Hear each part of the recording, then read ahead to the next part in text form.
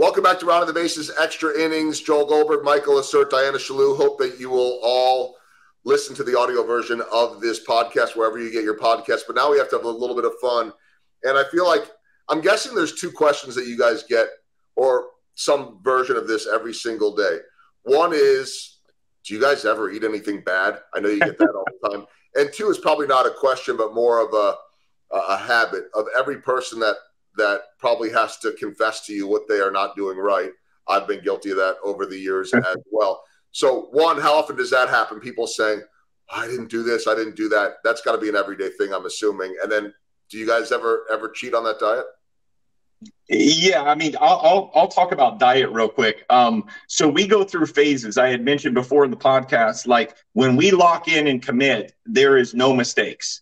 You know, we as long as we have control, there's going to be no mistakes with our nutrition and our workouts, because we build a schedule that is built to get us to that goal. But we also schedule in knowing that once that goal is hit, we plan on going and having, you know, a cheat meal or two or whatnot. And so we do look forward to that. We're not food addicts. We don't have a bad relationship with food or anything like that. But just like anybody else, we love some of the bad foods that are out there and how they taste. I'm always going to probably go with, I love just a great, delicious filet, which is not unhealthy. That is healthy, but what's with it is not. As many plates as French fries as absolutely humanly possible that can fit into my stomach, I will eat them all. Diana, yeah. I'll just say, yeah, like he said, when we have seasons, so every year we put ourselves through a prep. We decided when we turned 40, every single year, we're going to do photo shoots or have some big goal. It's for us personally, like it's like we have kind of our happy place that we stay all year. And then we both like to just ramp it up, get ourselves to that next level. And usually that's just with photo shoots, which is great for marketing for the businesses and stuff too. But it's a personal challenge so that every year as we kind of move through our 40s, I'll be 46 this year. So for me, it's just like every year I want to show like you can keep doing it. I'll keep doing this till, you know, as long as the Lord lets me live. I'll just, you know, I'll be 65, like, what up?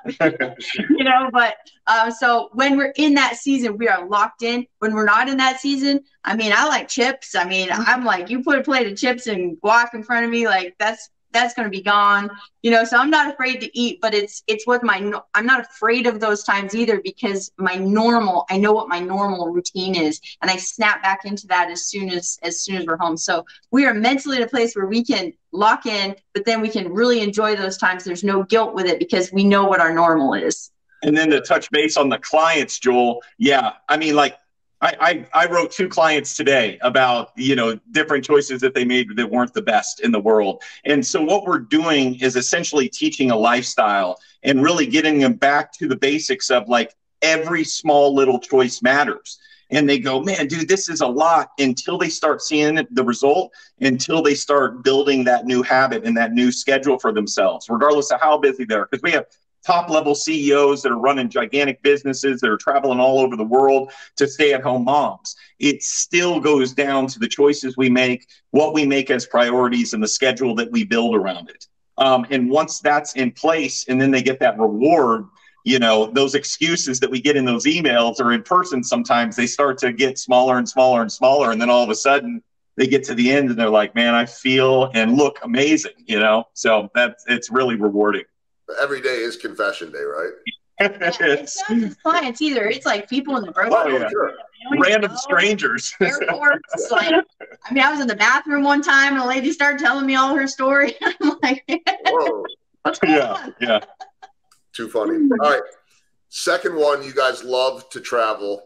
And you were telling me that you do some really cool stuff every summer. So tell me about that, where you're going, where you've been. Oh yeah, we really got into hiking. I mean, we love beaches, but I would prefer to just be on a mountain somewhere. Just the physical challenge of it, and you get to the top of a mountain and get these amazing views is like just priceless.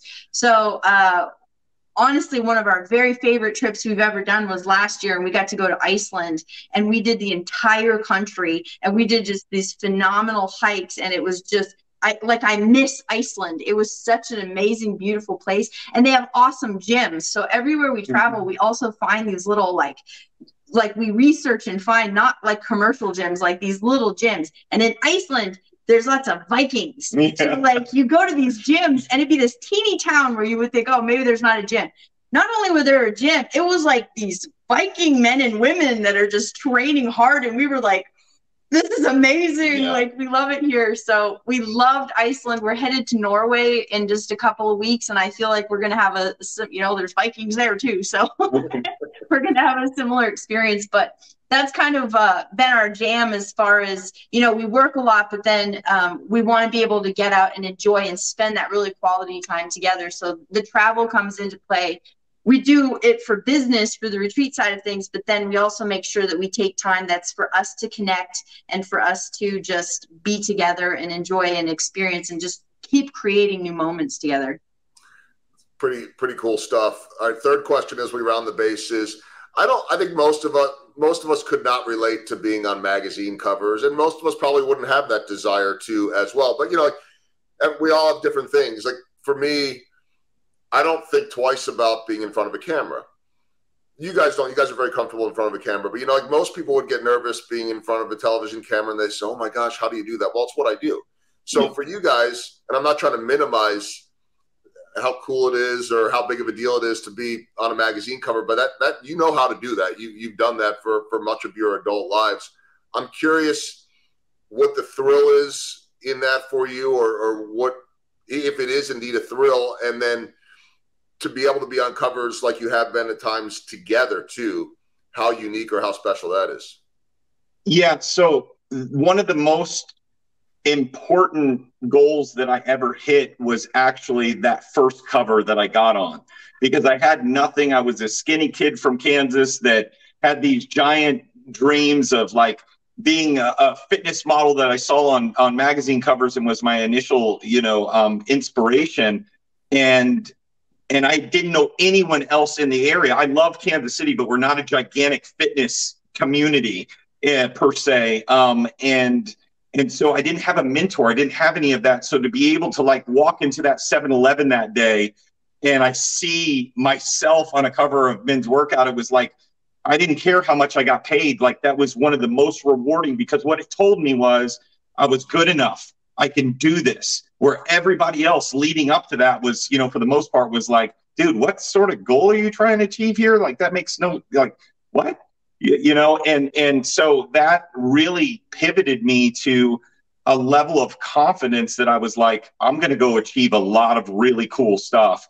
And so that for me was the big deal. And then I think the thing with me and Diana that was massive was we had been on fitness covers together, but to then grace the cover of our first business magazine together, that was really a powerful thing, because we turned our passion into something that was very profitable too. That's incredible. Very deep. And, that's higher level stuff, right? I mean, not to minimize being on the cover of a fitness magazine. You both worked hard to be able to do that, but then to be able to say, hey, they're recognizing us as business owners. They're recognizing us for, as you said, Micah, taking that passion to another level. Okay, last question, the walk-off. I'll go a little bit serious, inspirational to end it, because look, how many people wake up every day saying, I'd just like to be a little bit better at fill in the blank. And then that doesn't necessarily have to be a fitness thing or a health or an eating thing. It might be being better with their business. It might be better. This is a little bit of small ball, I think. But as people that have developed amazing habits, I know you still wake up wanting to be better every single day. I think most of us, people that struggle with whatever it might be, our health habits, may wake up, I certainly do a lot, and say, I just wish I could do this a little bit better, but then you don't. What's the key to taking that next step? Well, I would say the thing for me, because you're right, like right now we're in a season of like, I want to be a great speaker on stages, and I want to be great at that. So kind of what I'm doing is I'm finding people that I look at them as like, okay, they're excelling in that. And I'm looking at the clues that they've left behind, whether that's I've been watching a lot of workshops and videos, and I've been reading a lot of books of like, okay, there's a path. Like, if this is where I want to be, there's not really many parts of life anymore that there's not a path that someone has taken that's led them to success in an area. So we have access to see all of these people that have been successful in all these areas of life. I just want to see, like, what was the path and what did they do? And then taking that, I can start getting on the path that they are on, and they're giving you the clues. They give you all these clues along the way. And I kind of take a mishmash from different ones and then figure out what's right for me. But I think that's the thing is, like, first off, look and figure out you want to be better at this, who's already doing better at that. And then is there any path that they are like putting out there of like, hey, this is the path you can follow to get here. And then break down that path into the steps, because every single path we go on, it's just one step at a time. So it's like, what's the first step? And if you want it enough, because we all want it, but you have to get to a point where you want it enough to actually start taking the steps. And once you do, it's just like we were talking about with your small ball with little choices. It's just one step. It's one little choice at a time. And eventually you're going to get to whatever the level of success is that is for you. Micah, how about for you? Oh, man, I think it really comes down to, like, always creating an uncomfortable situation for myself. And I grow in those times, because the things that I'm really good at, I practice every single day, you know, whether that is staying in health, whatnot. So now going into the book writing space, like, that's uncomfortable for me, because you still don't know at this point if you're going to be a good writer, if this book is going to turn out, you know, the way that you envision it to turn out. Stepping on stage and we've spoke many times, but leading conferences and being that main person in a conference type of setting, and then really kind of the unknown of what God may bring next to us. And it may be something that's extremely uncomfortable and going, dude, we've never touched that space. But going through all that we have, all the storms we've had, getting through all those storms has gotten us to a point now that we're extremely confident that no matter what is presented, we'll get through it. It's great stuff. Incredible perspective. Again, I want to encourage everybody, if you're watching us here on YouTube, to check out the audio version of the podcast wherever you get it. And I can't thank you guys enough for all of your inspiration, for all of your expertise. So many lessons learned, which did not surprise me in the least bit. Micah LaCerte, Chaloux, thank you guys so much. Thank you, Joel.